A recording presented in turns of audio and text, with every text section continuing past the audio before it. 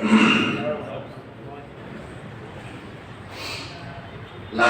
ونصلي على رسوله الكريم أما بعد فقد قال الله تعالى في كلامه المجيد والفرقان الحميد أعوذ بالله من الشيطان الرجيم بسم الله الرحمن الرحيم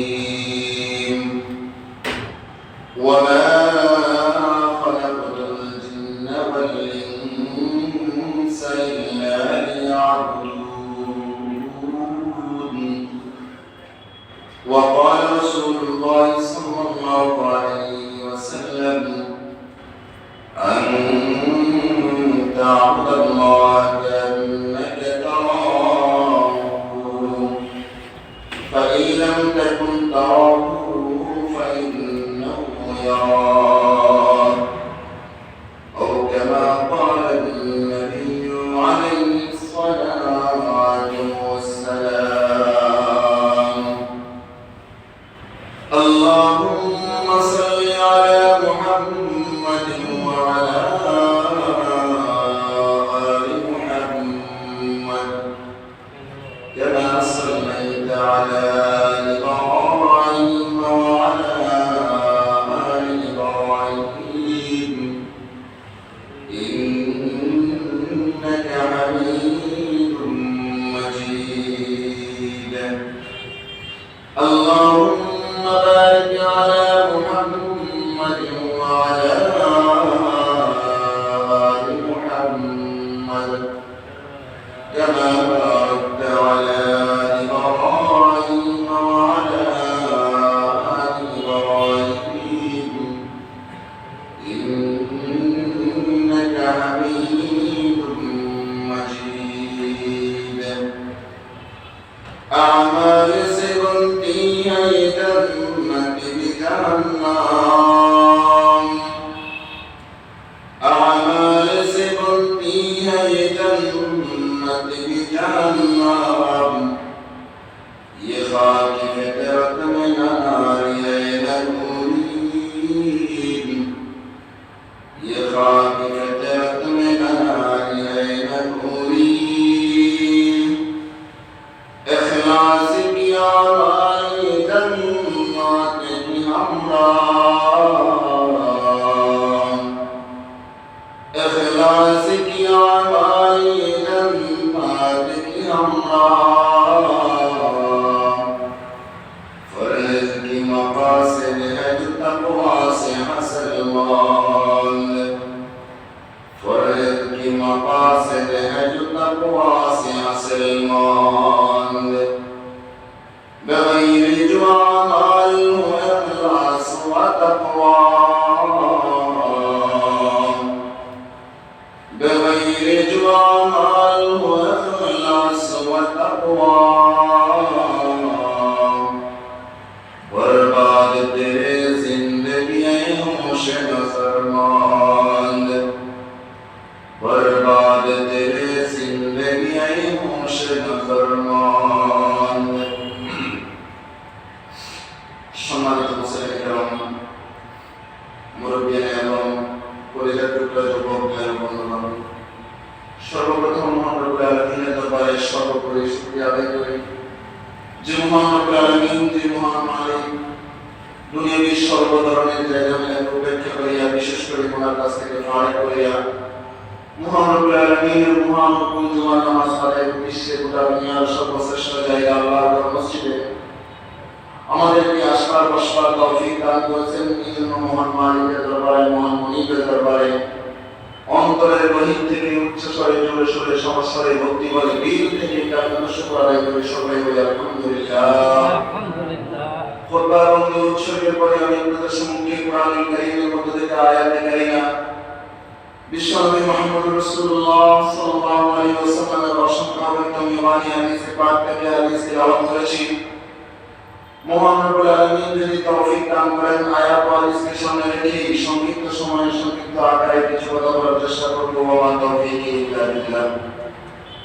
মুহতারাম হাজিরিন, যে আয়াত আমি আপনাদের সামনে তেলাওয়াত করছি এই আয়াতের মধ্যে মহান রব্বুল আলামিন দুনিয়াতে মানুষ এবং জিন জাতিকে কেন সৃষ্টি করেছেন, সৃষ্টি করার পিছনে আল্লাহ কি উদ্দেশ্যের কথা আল্লাহ জানাই দিয়েছেন, উল্লেখ করছেন। দুনিয়ার নিজাম হলো দুনিয়াতে যখন কোনো কারিগর কোনো কিছু বানায়, কোনো জিনিস বানায়, কারিগর ওই জিনিস বানানোর পিছনে কারিগরের কি উদ্দেশ্য কারিগর বলে দেয় যে এই জিনিসটা বানাইলাম আমি এই কাজ দেওয়া যাবে। ঠিক তেমনি ভাবে সব কারিগরের কারিগর কে? আল্লাহ। সব কারিগরের বড় কারিগর কে? আল্লাহ। যিনি কারিগরদেরকে তৈরি করেছেন তিনি কে? আল্লাহ বলেন আমি মানুষ এবং জিন জাতিকে কেন সৃষ্টি করলাম, সৃষ্টি করার পিছনে আমার একটা কি আছে, উদ্দেশ্য আছে। কি উদ্দেশ্য? আল্লাহ বলেন ওয়ামা খালাকাতুল জিন্না ওয়াল ইনসা ইল্লা লিয়াবুদুন। আল্লাহ বলেন ও দুনিয়ার মানব জাতি ও জিন জাতি, আমি রব্বুল আলামিন দুনিয়ার জমিনে তোমাদেরকে সৃষ্টি করলাম, সৃষ্টি করার পিছনে আমার উদ্দেশ্য হলো লিয়াবুদুন। দুনিয়াতে তোমরা আমি রব্বুল আলামিনের ইবাদত করবা, গোলামি করবা। আমাদেরকে দুনিয়াতে আল্লাহ সৃষ্টি করার পিছনে উদ্দেশ্য কি? আমরা কার গোলামি করব? বুঝতেছেন না? কার গোলামি করব?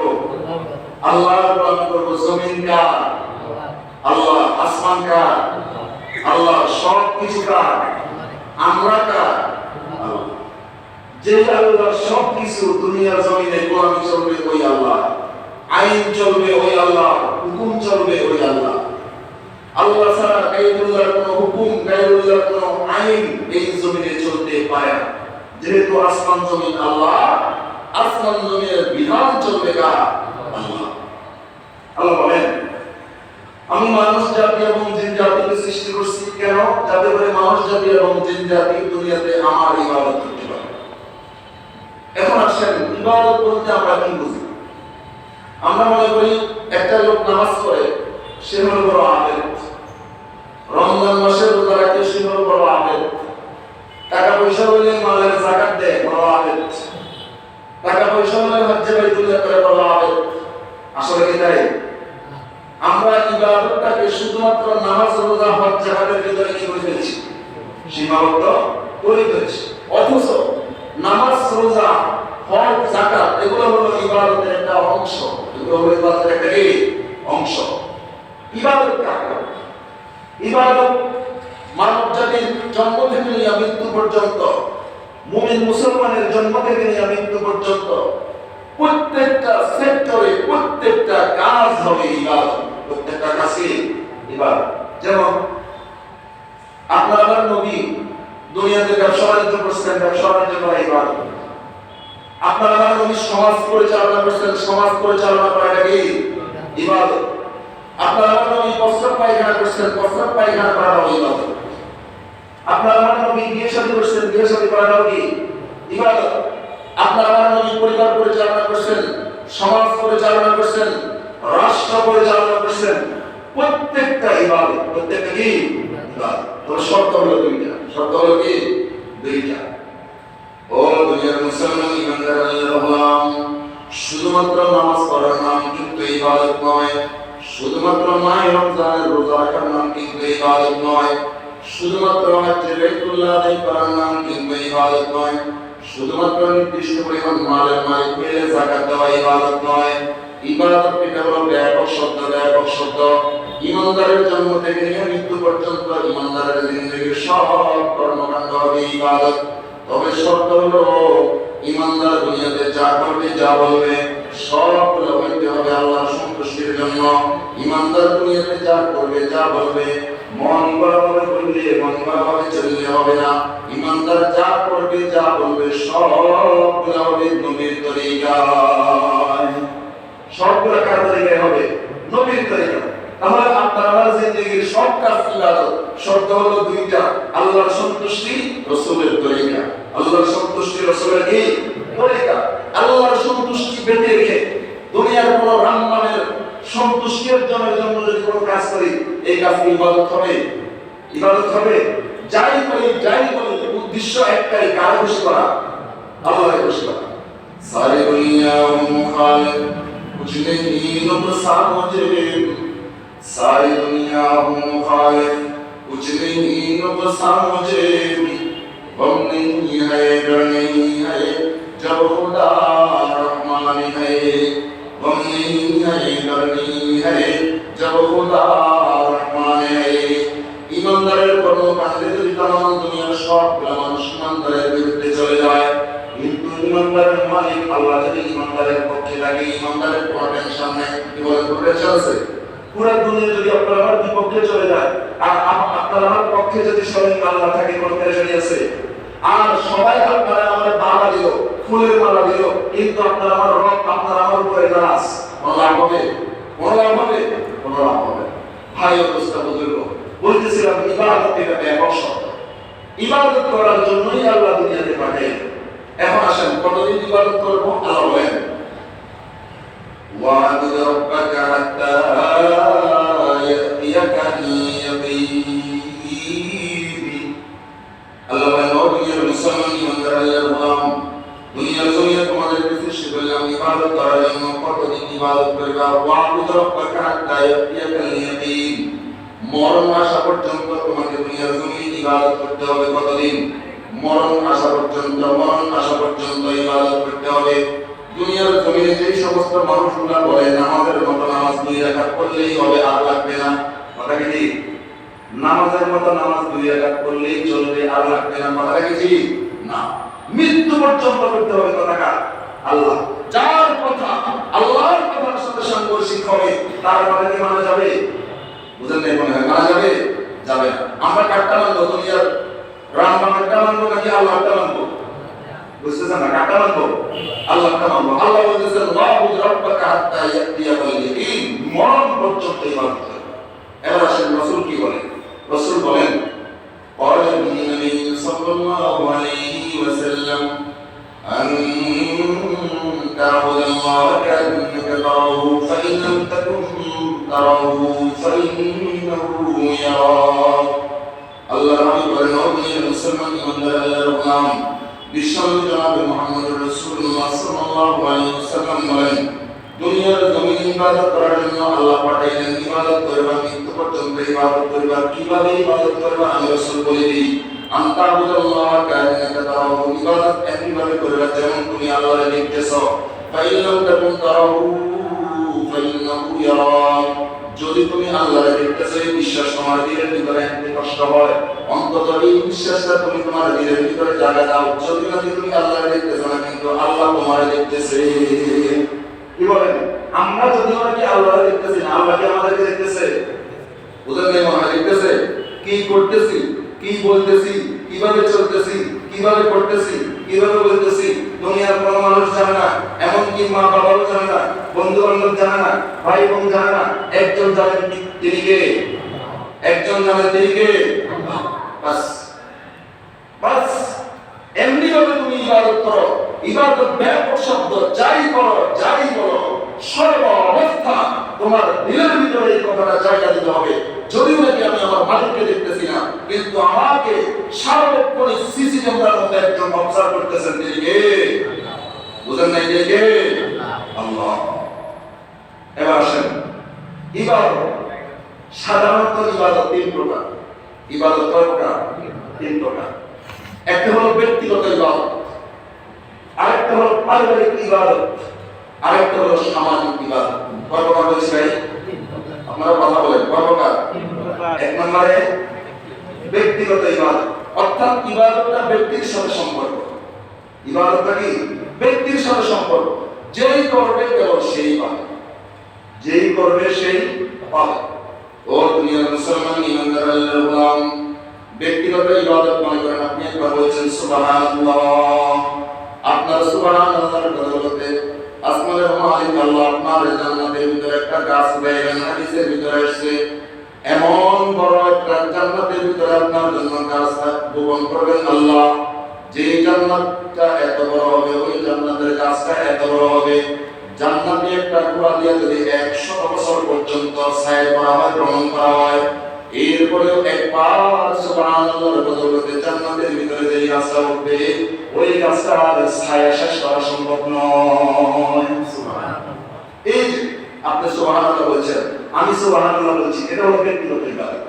এই ইবাদতের সব যিনি করবেন কেবল তিনিই পাবেন।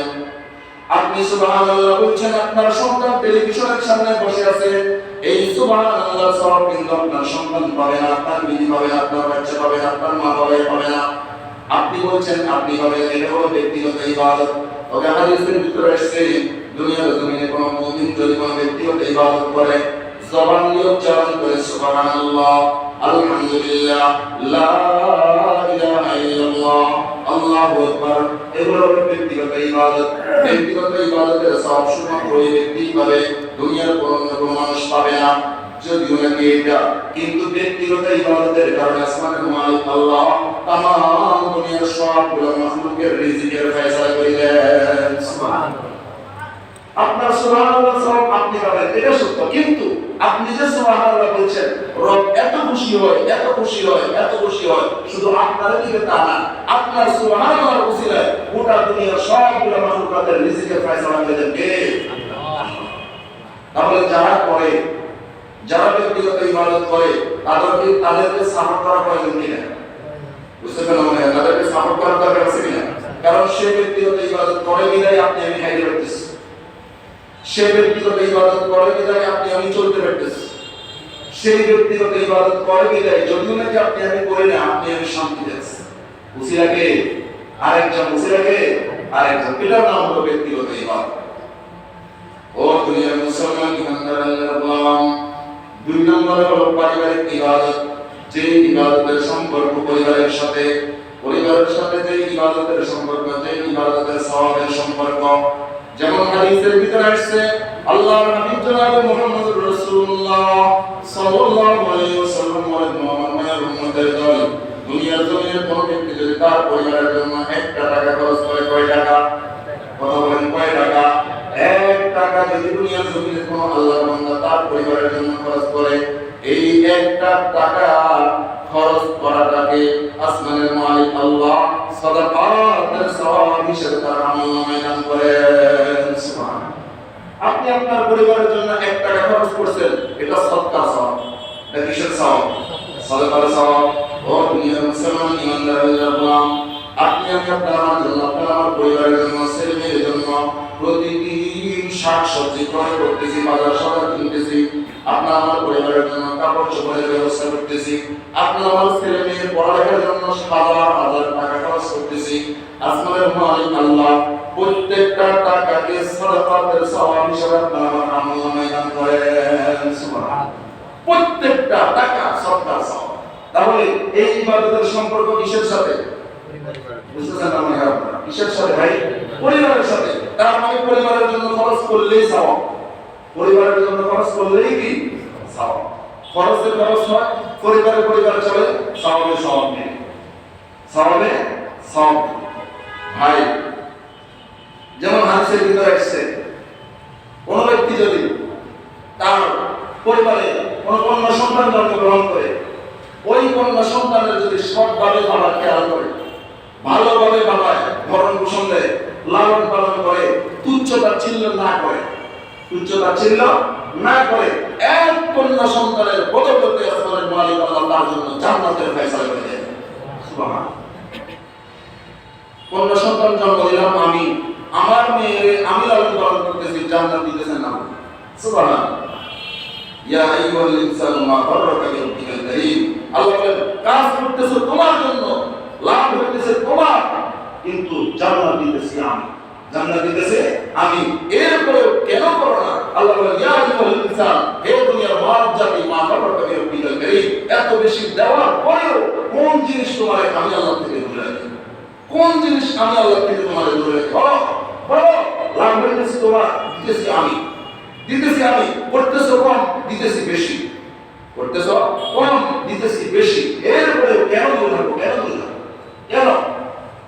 ভাই বুঝতে হাদিসের ভিতরে আসছে, আম্মা জানা আয়েশা সিদ্দিকা থেকে বর্ণিত, উনি বলেন, ও দুনিয়ার মুসলমান ইমানদার আল্লাহর গোলাম, আম্মা জান আয়েশা সিদ্দিকা রাদিয়াল্লাহু তাআলা আনহাকে উনি বলেন, একদিন আমার কাছে একটা ভিক্ষুক মহিলা এসেছে, ভিক্ষুক মহিলা সাহায্যের জন্য আসছে।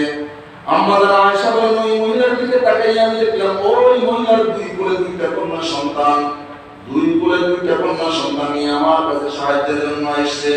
আর ভিখারি মহিলাটা বলতেছে, আম্মা জান অনেক দিন যাবত কিচ্ছু খাই নেই, বুকের ভিতরে দুধ নাই, বাচ্চাদেরকে কিছু খাওয়াইতে পারতেছি না, যদি আপনার কাছে কিছু থাকে আমাদেরকে সাহায্য করেন।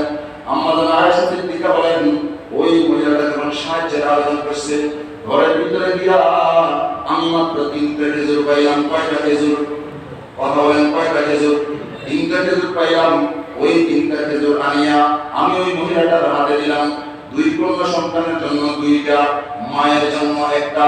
আম্মা জান আয়েশা বলেন, 3টা খেজুর যখন আমি ওই মহিলার হাতে দিলাম, ওই মহিলাটা 2টা খেজুর তার দুই কোলে থাকা 2টা সন্তানের হাতে দিলেন। আরেকটা খেজুর নিজের জন্য রাখলেন, নিজেরটা এখনো খায় নাই। দুই কন্যা সন্তান 2টা খেজুর খেয়ে ফেলছে, নিজের খেজুরটা যখন নিজে খাবে, মুখের মধ্যে দিবে, এমন অবস্থায় দুটো কন্যা সন্তান একসাথে বলতেছেন, মা এই খেজুরটাও আমাদেরকে দিয়ে দেন, এই খেজুরটা আমাদেরকে দিয়ে দেন।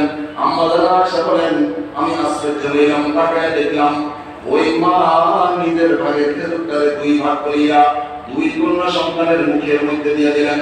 আম্মা জান আয়েশা বলেন, এই মায়ের এই ঘটনা আমাকে আশ্চর্য করে ফেলেছে। আমি ভাবলাম মা বুঝি এমনই হয়, নিজের মুখের খাবার সন্তানের মুখে তুলে দেয়। ও দুনিয়ার মুসলমান ইমানদার আল্লাহর গোলাম, আপনার আমার মা তো নিজে না খাইয়া আপনারে আমারে খাওয়াইছে, আপনার আমার মা তো নিজে না করিয়া ভালোটা আপনারে আমারে করাইছে। আম্মা জান আয়েশা বলেন, মায়ের এই ঘটনা আমাকে আশ্চর্য করে ফেলেছে। রাত্রিবেলা যখন আল্লাহর হাবিব জনাবে মুহাম্মদ রাসূলুল্লাহ সাল্লাল্লাহু আলাইহি ওয়াসাল্লাম আমার ঘরে তাশরীফ আনলেন, দিনের বেলা এই পুরো ঘটনাটা আমি আল্লাহর হাবিবের কাছে বললাম।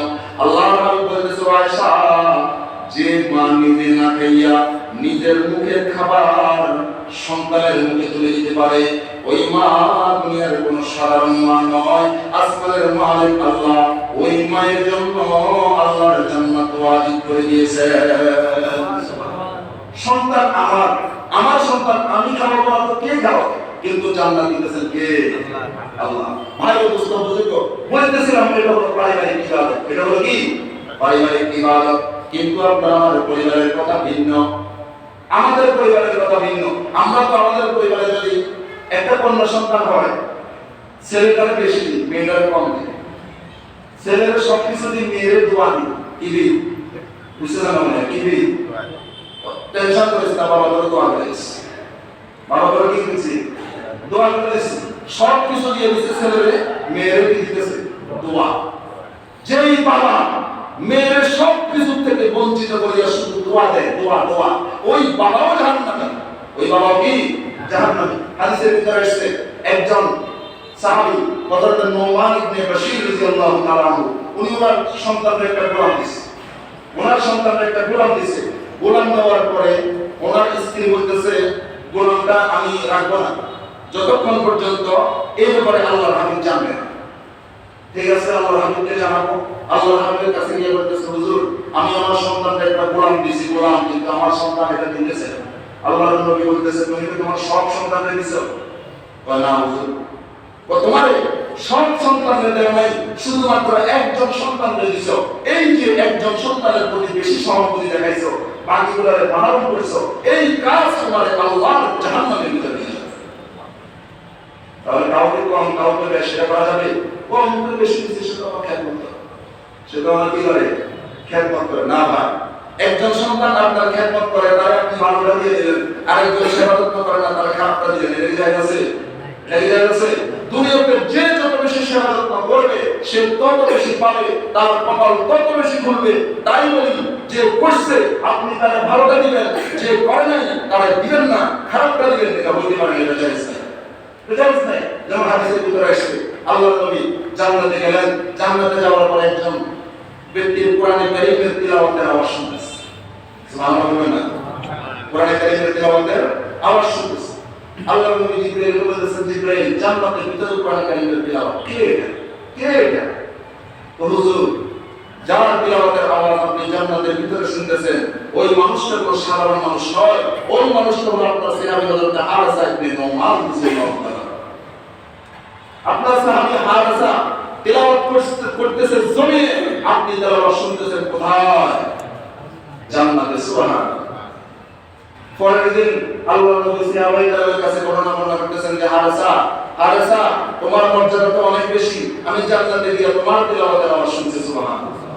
ওই যে বেলালের আওয়াজ শুনছে, পায়ের আওয়াজ শুনছে জান্নাতে গিয়া, বেলালের আওয়াজ শুনছে হাতে জমিনে, পায়ের আওয়াজ শোনা যায় কোথায়? জান্নাতে। জিজ্ঞাসা করছে বেলাল কি আমল কর, কি আমল কর? হুজুর বেশি কিছু করে না, যখনই ওযু করি তখনই 2 রাকাত নামাজ পড়ি। সুবহানাল্লাহ। যখনই ওযু করি 2 রাকাত কি করি? নামাজ পড়ি। আল্লাহর কাছে এত প্যারা হয়ে গেছে যার কারণে হাতে জমিনে পায়ের আওয়াজ শোনা যায় জান্নাতে। সুবহানাল্লাহ। পরের দিন যখন আল্লাহর নবী জনাব মুহাম্মদুর রাসূলুল্লাহ সাল্লাল্লাহু আলাইহি ওয়াসাল্লাম হযরত হারেসা ইবনে নুমান রাদিয়াল্লাহু তাআলা কে বলতেছেন, ও হারেসা, দুনিয়ার জমিনে তুমি কোরআন কারীমের তেলাওয়াত করো, তোমার তেলাওয়াতের আওয়াজ আমি জান্নাতের ভিতরে শুনছি। সাহাবায়ে কেরাম প্রশ্ন করতেছেন, ইয়া রাসূলুল্লাহ, জমিনে তো আমরাও তেলাওয়াত করি, শুধু হারেসা তেলাওয়াত করে তা না, আমরাও তো জমিনে কোরআন কারীমের তেলাওয়াত করি, আমাদের আওয়াজ জান্নাতে শুনেন না, হারেসার আওয়াজ জান্নাতে শুনেন, ঘটনাটা কি? আল্লাহর নবী বলতেছে, ও দুনিয়ার মুসলমান ইমানদার আল্লাহর গোলাম, তোমাদের আওয়াজ শুনি না, হারেসার আওয়াজ শুনি। কারণ হারেসা ইবনে নুমান দুনিয়ার জমিনে মা বাবার সেবা বেশি করে, মা বাবার সেবা বেশি করে, মা বাবার খেদমত বেশি করে, মা বাবার খেদমত তাকে জান্নাতের ভিতরে নিয়ে গেছে। সুবহানাল্লাহ। বুঝাইতে চাইতেছি যে যারে চিনবে সে তারে কিনবে, যে যত বেশি খেদমত করবে তার কপাল তত বেশি করবে। তাই বলি, আপনি যে করছে, যে সহানুভূতি দেখাইছে তারা আপনি সব দিয়ে দিলেন, আর যে করেন তারা দিলেন না, এটা হবে, এটা হবে। হাদিসের ভিতরে আল্লাহর নবী বলেন, যদি তুমি আর জমিনের কোনো বাবা তার মনে করেন 2টা সন্তান, 3টা সন্তান, ছেলে এবং মেয়ে, মিলে 3টা সন্তান অথবা 2টা সন্তান, আল্লাহর নবী বলেন, যদি দুনিয়ার জমিনে কোনো বাবা 2 সন্তানকে সমানভাবে সমান চোখে দেখিয়া লালন পালন করতে পারে, সমানভাবে তাদের হক বুঝাই দিতে পারে, রাসূল বলেন ওই ব্যক্তি জান্নাতের ভিতরে আমার সাথে থাকবে। সুবহানাল্লাহ। আমার সাথে থাকবে। আপনারা কি মনে করেন জান্নাতে রাসূলের সাথে থাকা এটা কি চাকরির কথা? মনে হয় এটা গুরুত্ব নেই। জান্নাতের ভিতরে গিয়ে আল্লাহর নবীর সাথে থাকা, আল্লাহর নবীর বন্ধু হিসেবে পাওয়া, এটা কি কম? নাকি কম? মুসলিমের বর্ণনায় এসেছে, হাদিসের ভিতরে এসেছে, আরো বিভিন্ন হাদিসের কিতাবে এসেছে, একজন ব্যক্তি আল্লাহর নবীর কাছে আসি 2 চোখের পানি ছাড়িয়ে জার করে গেছে। আল্লাহর নবী বলতেছেন, কি ব্যাপার, তুমি কাঁদতেছো কেন? হুজুর, আমি আপনাকে ভালোবাসি। ও প্রশ্ন করলে আমি উত্তর দিতেছো, ভালোবাসা ভালো কথা, কাঁদতেছো কেন? হুজুর, আমি আপনাকে ভালোবাসি। প্রশ্ন করতে কাঁদতেছো কেন? উত্তর দিতেছো, হুজুর, আমি আপনাকে ভালোবাসি। ও ভালোবাসা এখন তো আমার সাথে আছে, কাঁদতেছো কেন?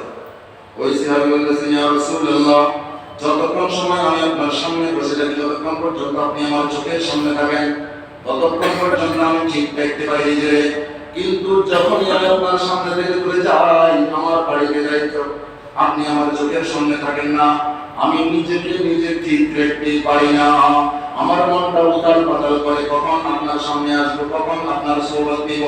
আল্লাহর নবী বলতেছেন, ও সাহাবী, এখন তো আমার সামনে আছো, এখন তুমি খুশি হওয়ার কথা, এখন কাঁদতেছো কেন? ওই সাহাবী বলতেছে, ইয়া রাসূলুল্লাহ, দুনিয়ার জমিনে আমার মন খারাপ হইলে আমি আপনার সামনে চলে আসি, দুনিয়ার জমিনে আপনারা দেখতে মন চাইলে আমি আপনার সামনে চলে আসি, চিন্তা করতেছি না দুনিয়ার জমিনে তো আপনি সব সময় থাকবেন না, একদিন মারা যাবেন, আমিও মারা যাব, মৃত্যুর পর যদি আমি আপনারা দেখতে মন চায়, জান্নাতের ভিতরে যদি আপনি দেখতে মন চায় আপনারে, আপনার জান্নাত তো অনেক উপরে, আমার জান্নাত তো অনেক নিচে। চিন্তা করছেন কি গভীরের কথা? কি বলেন, সাধারণ মুমিনের জান্নাত আর নবীর জান্নাত কি এক? আপনার জান্নাত তো অনেক উপরে, আমার জান্নাত তো অনেক নিচে। এখন আমার হঠাৎ করে আপনারা দেখতে মন চাইতেছে, আমি যাবো আপনাদের দেখতে, যাবো আমাকে উঠতে দিবে, তখন আমি কি করবো? রয়েছে কোথায়? বুঝতে পারেন রয়েছে কোথায়? জমিনে। চিন্তা করতেছে কোথায়? মৃত্যুর পরে। চিন্তা করতেছে কোথায়?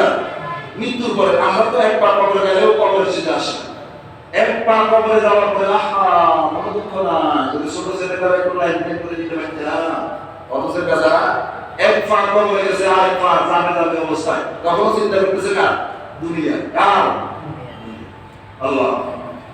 ভাই অবস্থা বুঝুন, ওই সিহাবি বলতেছে যে জান্নাতের ভিতরে যদি আমি আপনারা দেখতে মন চাই তখন কি করব, তখন কি করব? ওই সিহাবির নবী প্রেম দেখিয়া আল্লাহর নবী আশ্চর্য হয়ে গেলেন, আর কোনো কথাবার্তা বলতে পারতেছেন না। আল্লাহর নবীর চোখ দিয়ে পানি পড়তেছে। সাথে সাথে আল্লাহ হযরত জিবরাইল ফেরেশতাকে কোরআনের আয়াত দিয়ে জমিনে পাঠিয়ে দিলেন। সুবহানাল্লাহ। আল্লাহ বলেন ومن يطع الله والرسول فأولئك مع الذين أنعم الله عليهم من النبيين والصديقين والشهداء والصالحين وحسن أولئك رفيقا। আল্লাহর নবী বলেন, ও আমার সাহাবী, কি প্রেম দেখাই তুই, কি প্রেম দেখাই, তোর প্রেমে আসমান থেকে কোরআনের আয়াত জমিনে চলে এসেছে। শুধু তুই না, শুধু তুই না, দুনিয়ার জমিনের যে সমস্ত মুমিনরা আল্লাহর নবীর ইতাআত করবে, অনুসরণ করবে, আল্লাহ বলছেন তারা জান্নাতের ভিতরে আমি নবীর সাথে থাকবে। সুবহানাল্লাহ। আমার সাথে থাকবে, শুধু তুই না, যারাই আল্লাহর রাসূলের অনুকরণ করবে তারাই জান্নাতের ভিতরে আমার সাথে থাকবে। সুবহানাল্লাহ।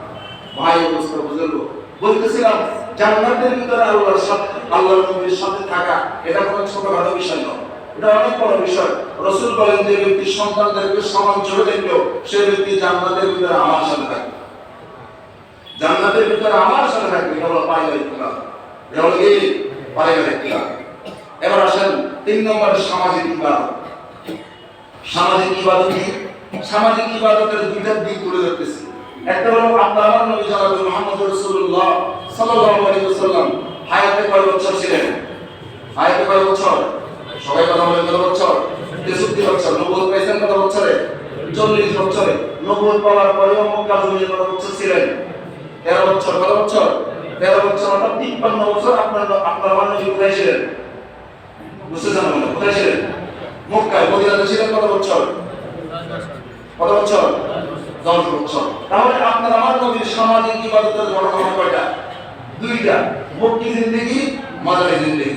মক্কি জিন্দেগির কথা শুনেন, হাদিসের ভিতরে আসছে আল্লাহর নবীর উপরে যখন প্রথম ওহী নাযিল হয়, আল্লাহর নবীর উপরে যখন প্রথম ওহী নাযিল হয়, ওহী ভারী জিনিস, ওহী ভারে আল্লাহর নবী জ্বরাক্রান্ত হয়ে গেলেন। আল্লাহর নবীর শরীরে জ্বর উঠে গেছে। আল্লাহর নবী আম্মাজান খাদিজাতুল কুবরা রাদিয়াল্লাহু তাআলা আনহার কাছে বলতেছে, সম্মিলনী খাদিজা, কম্বল দাও আমাকে ঘুরাই দাও, আমি আমার প্রাণ নাশের আশঙ্কা করতেছি, আমি মনে হয় পৃথিবীতে আর বেশি দিন বাঁচব না। খাদিজা বলতেছে, সান্ত্বনার বাণী শুনাইতেছি, ইয়া রাসূলুল্লাহ, আল্লাহ আপনারা ধ্বংস করবেন না, আল্লাহ আপনারে ধ্বংস করবেন না। কেন? আপনি না আত্মীয় স্বজনের হক আদায় করেন, আপনি না রক্তের বন্ধন রক্ষা করেন, আপনি না এতিম গার্জিয়ানহীন মানুষের গার্জিয়ান হয়ে যান, আপনি না সবসময় অসহায়ের পক্ষে থাকেন। এগুলো কি ইবাদত ভাই? বুঝতেছেন আপনারা? কি ইবাদত বলেন? সামাজিক ইবাদত। রাসূলের সামাজিক ইবাদতগুলো উল্লেখ করিয়া রাসূলকে আম্মাজান খাদিজাতুল কুবরা কি দিতেছে? সান্ত্বনা দিতেছে। কি দিতেছে? সান্ত্বনা দিতেছে। বলেন তো দেখি সামাজিক ইবাদত কি? পাড়া প্রতিবেশীদের সাথে ভালো ব্যবহার করা না দুর্ব্যবহার করা? ভালো ব্যবহার করা নাকি দুর্ব্যবহার করা? রক্তের বন্ধন রক্ষা করা, ছিন্ন করা। বুঝতেছেন আপনারা? কথা বলেন না ভাই। রক্তের বন্ধন রক্ষা করা না ছিন্ন করা? ভাতিজা চাচার সাথে ভালো ব্যবহার করা না দুর্ব্যবহার করা? ভালো ব্যবহার। এটা হলো সামাজিক ইবাদত। আপনি যতই নামাজ পড়েন, যতই রোজা রাখেন, যতই ইবাদত বন্দেগী করেন, যদি আপনার সামাজিক অবস্থা ভালো না হয়, আপনার লেনদেন ভালো না হয়, এই ইবাদত নয়। এই ইবাদত আপনারা জান্নাতের ভিতরে নিতে পারবে না। বরঞ্চ এই ইবাদত, এই সমস্ত সামাজিক ইবাদতের সাথে আপনি বিচ্ছিন্ন থাকার কারণে এই ইবাদত আপনার আল্লাহর জাহান্নামের ভিতরে নিয়ে যাবে। ভাই বলতেছিলাম সামাজিক ইবাদতের কথা। হাদিসের ভিতরে আল্লাহর নবী বলেন, قال النبي صلى الله عليه وسلم حق المسلم على المسلم ست। আল্লাহর নবী বলেন, ও দুনিয়ার মুসলমান ইমানদার আল্লাহর গোলাম, একজন মুসলমান অপর মুসলমানের উপরে 6টা হক আছে। কয়টা হক? সবাই কথা বলেন, কয়টা হক? 6টা হক। এক নম্বরের হক হলো ইযা লাকিতাহু ফাসাল্লিম আলাইহি, একজন মুসলমান যখন অপর মুসলমানের সাথে সাক্ষাৎ হবে সর্বপ্রথম হবে আসসালামু আলাইকুম ওয়া রাহমাতুল্লাহ। একজন মুসলমান অপর মুসলমানের সাথে সাক্ষাৎ হইলে সালাম দিবে, কি দিবে? এটা হলো হক। এটা হলো কি হক? বলেন তো দেখি মুসলমানের এই হকটা কি ব্যক্তিগত ইবাদত না পারিবারিক ইবাদত না সামাজিক ইবাদত? সালাম দেওয়া এটা কোন ধরনের ইবাদত? সামাজিক ইবাদত। কোন ধরনের ইবাদত? সামাজিক ইবাদত। আল্লাহর নবী বলেন ইযা লাকিতাহু ফাসাল্লিমু আলাইহি, মুমিন মুসলমান যখন কোন অন্য মুমিনের সাথে সাক্ষাৎ করবে সর্বপ্রথম ওই মুমিনের বলবে আসসালামু আলাইকুম। একজন মুমিন অপর মুমিনের সাথে সাক্ষাৎ হলে বলে আসসালামু আলাইকুম। ও প্রিয় মুসলমান ইমানদার আল্লাহর গোলাম, হযরত আব্দুল্লাহ ইবনে সালাম রাদিয়াল্লাহু তাআলা থেকে বর্ণিত বলেন আল্লাহর জনাব মুহাম্মদুর রাসূলুল্লাহ সাল্লাল্লাহু আলাইহি ওয়াসাল্লাম যেদিন মক্কা থেকে হিজরত করে মদিনার জমিনে আসেন ওই দিন পুরা মদিনা জুড়ে আনন্দের আমেজ হয়েছে। সবগুলা বালক বালিকা কিশোর কিশোরী জওয়ান বুড়া সবার মুখে একটাই স্লোগান ফাতিমা রাসূলুল্লাহ, ফাতিমা রাসূলুল্লাহ। আল্লাহর নবীর আগমন, আল্লাহর নবীর আগমন, আল্লাহর নবীর আগমন, শুভেচ্ছা স্বাগতম। সবার মুখে একটাই স্লোগান। হযরত আব্দুল্লাহ ইবনে সালাম বলেছে আমি কিন্তু তখন মুসলমান হই, আমি মুসলমান হই, দেখতেছি জওয়ান বুড়া কিশোর কিশোরী ছোট বড় একযোগে সবাই মদিনার রাস্তায় বাইরে গেছে, মদিনার রাস্তায় বাইরে গেছে আল্লাহর নবীকে স্বাগত জানানোর জন্য, আল্লাহর নবীকে কি জানানোর জন্য। আব্দুল্লাহ ইবনে সালাম বলতেছে সবার সাথে আমিও গেলাম। যখন আল্লাহর নবীর সামনে গেলাম আল্লাহর নবী সর্বপ্রথম কি বলছে? আল্লাহর নবী বলেন ক্বাল রাসূলুল্লাহ সাল্লাল্লাহু আলাইহি ওয়াসাল্লাম আফশুস সালাম আতাইমুত তাআম সিলুল আরহাম। আল্লাহর নবী বলেন ও মদিনার মুসলমান ইমানদার আল্লাহর গোলাম, আমি রাসূল তোমাদেরকে সর্বপ্রথম সামাজিক ইবাদতের শিক্ষা দিয়েছি। এক নম্বরের সামাজিক ইবাদত হলো আফশুস সালাম, সালাম দাও, বেশি বেশি সালাম দাও। ও দুনিয়ার মুসলমান ইমানদার আল্লাহর গোলাম, আল্লাহর নবী পুরো পৃথিবী জুড়ে শান্তির বাণী পৌঁছাইছেন কিসের মাধ্যমে বলেন? কিসের মাধ্যমে বলেন? অমুকের সাথে অমুকের ঝগড়া এই জন্য সালাম দেয় না, চাচা বাবার সাথে চাচার ঝগড়া এই জন্য ভাতিজা সালাম দেয় না। আছে না নাই? নাই? আছে না নাই? ভাই ও দোস্ত বুজুর্গ, এক নম্বরের সামাজিক ইবাদত হলো ইযা লাকিতাহু ফাসাল্লিমু আলাইহি। এটা হলো একজন মুসলমান অপর মুসলমানের হক। দুই নম্বরে আল্লাহর নবী বলেন ও দুনিয়ার মুসলমান ইমানদার আল্লাহর গোলাম, ইযা দাআকা ফাজিবু। একজন মুসলমান অপর মুসলমানের উপরে দুই নম্বরের হক হলো একজন মুসলমান যখন অপর মুসলমানদের দাওয়াত দিবে যদি কোনো উযর না থাকে তার দাওয়াতে অংশগ্রহণ করা, তার দাওয়াতে অংশগ্রহণ করা এটা মুসলমান হিসেবে অপর মুসলমানের দায়িত্ব। দাওয়াত দিলে দাওয়াতে অংশ নাও, দাওয়াত দিলে দাওয়াতে অংশ নাও। তিন নম্বর একজন মুসলমান যখন অপর মুসলমানের কাছে কল্যাণ চায় সব সময় মুসলমান হিসেবে অপর মুসলমানের কল্যাণ কামী হওয়া, মুসলমান হিসেবে অপর মুসলমানের কল্যাণ কামী হওয়া। একজন আপনার কাছে একটা পরামর্শ চাইতে এসেছেন, আপনি তো তার ভালো পরামর্শ দিলেন, ভালো পরামর্শ তো দিলেন না, এমন একটা পরামর্শ দিলেন যে তার পরিবারে লাল বাতি জ্বলতেছে, তার পরিবারে কি জ্বলতেছে? লাল বাতি জ্বলতেছে। এমন দুষ্ট লোক আমাদের সমাজে আছে না নাই? আছে না নাই?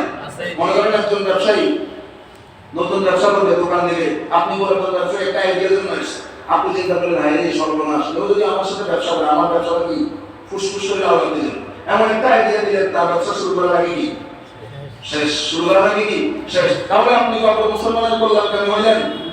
কল্যাণকামী হইলেন না। আল্লাহ নবী বলেন আহিব্বালিন নাস মা তুহিব্বু লিনাফসিক, যে জিনিস তুমি নিজের জন্য কল্যাণ মনে করো অপরের জন্য ঠিক সেটাই কল্যাণ মনে করবা। নিজের জন্য ভালোটা দেখলা পরের জন্য খারাপটা দেখলা, এমন যেন না হয়, এমন যেন না হয়। যদি এই আচরণ তোমার ভিতরে থাকে পরিপূর্ণ মুসলমান তো দূরের কথা মুসলমান হইতে পারে, পরিপূর্ণ মুসলমান তো দূরের কথা জান্নাত তো দূরের কথা মুসলমান হইতে পারে। ভাই অবস্থা বুঝলো, এই জন্য বলতেছিলাম আল্লাহর নবী বলেন ইসলাম সাহায্য সাহায্য সামাজিক ইবাদত একজন মুসলমান অপর মুসলমানের কি হওয়া, বুঝতেছেন না? কি হওয়া? কল্যাণকামী হওয়া, ভালো চাওয়া, ভালোটা দেখা।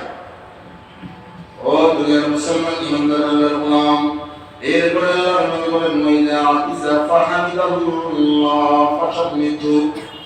একজন মুসলমান অপর মুসলমানের জন্য আরেকটা সামাজিক ইবাদত হলো একজন মুসলমান যখন হাসি দেয় কি দেয় হাসিটা তার জবাবে আলহামদুলিল্লাহ বলা, হাসিটা তার উত্তরে কি বলা, আলহামদুলিল্লাহ বলা।